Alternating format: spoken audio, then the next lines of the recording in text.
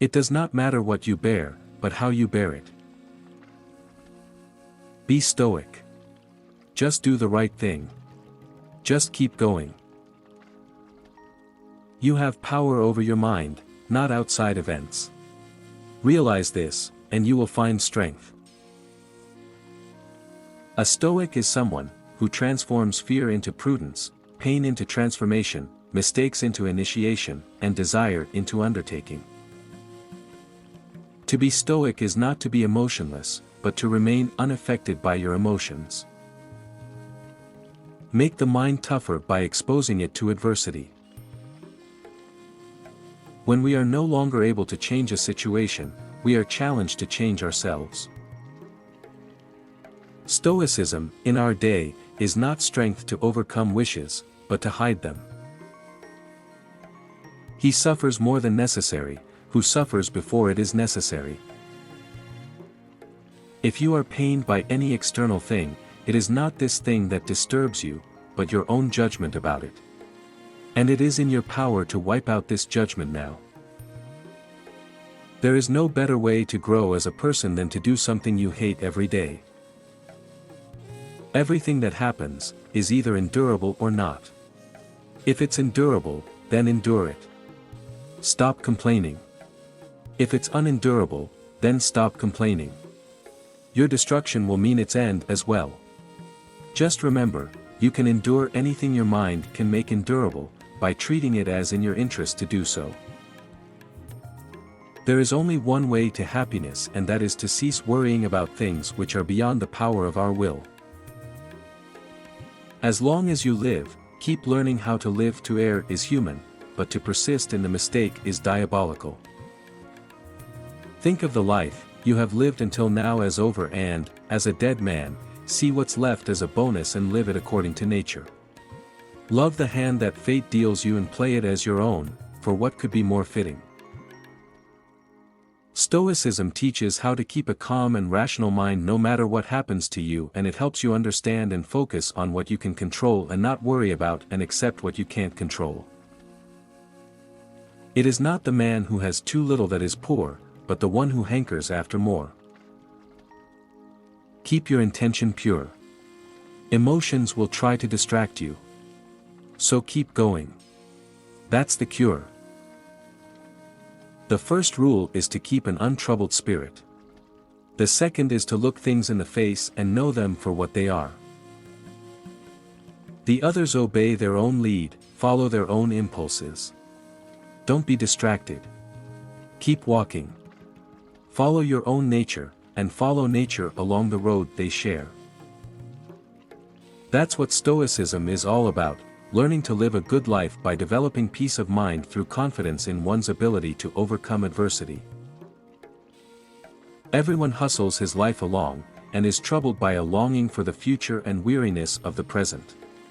But the man who spends all his time on his own needs, who organizes every day as though it were his last, neither longs for nor fears the next day. You have passed through life without an opponent. No one can ever know what you are capable of, not even you. In life, it doesn't matter what happens to you or where you came from. It matters what you do with what happens and what you've been given.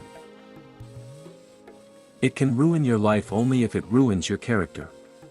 Otherwise, it cannot harm you, inside or out. Entrust everything willingly to the gods, and then make your way through life, no one's master and no one's slave.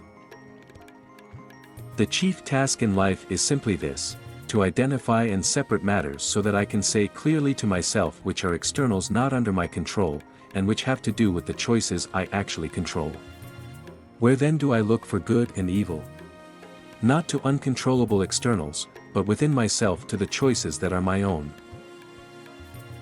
Let us prepare our minds as if we'd come to the very end of life. Let us postpone nothing. Let us balance life's books each day. The one who puts the finishing touches on their life each day is never short of time. Don't seek for everything to happen as you wish it would, but rather wish that everything happens as it actually will, then your life will flow well. Don't allow yourself to be heard any longer griping about public life, not even with your own ears.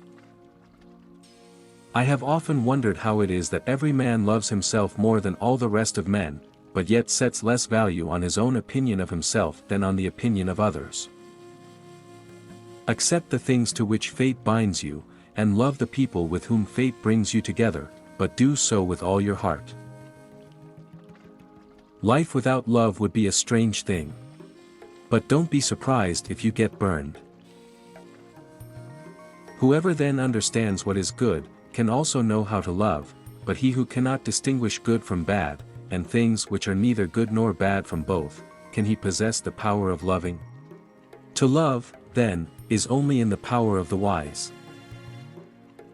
I shall show you a love potion without a drug, without a herb, without the incantation of any sorceress. If you want to be loved, love. Choose not to be harmed, and you won't feel harmed. Don't feel harmed, and you haven't been. Today I escaped anxiety. Or no, I discarded it, because it was within me, in my own perceptions, not outside. Welcome if it comes. Let go if it goes. Chase nothing. Cling to nothing. Remain unconcerned. Just that you do the right thing.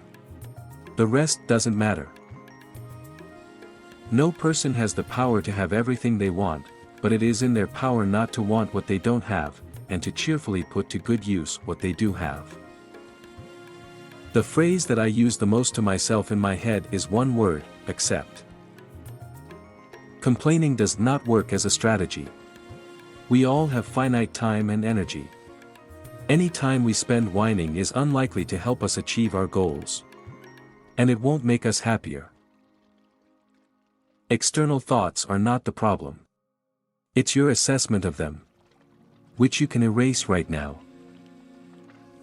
We must take a higher view of all things, and bear with them more easily. It better becomes a man to scoff at life than to lament over it. Control your perceptions. Direct your actions properly. Willingly accept what's outside your control.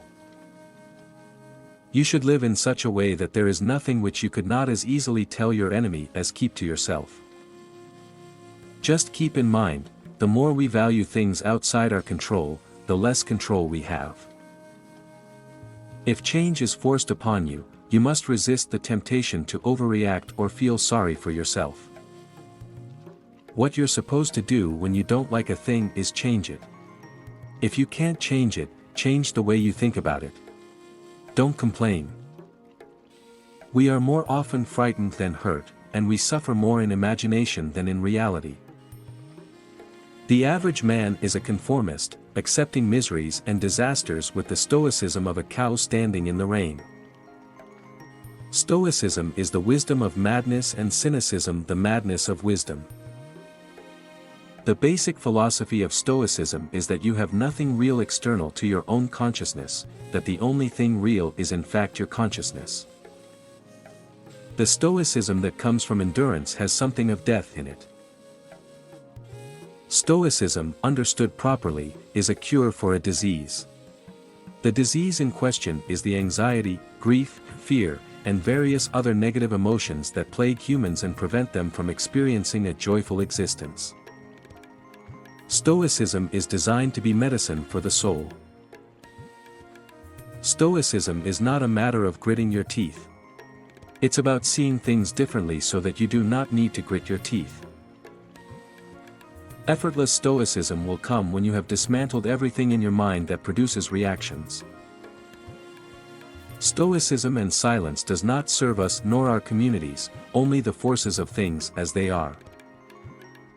Stoicism is about the domestication of emotions, not their elimination.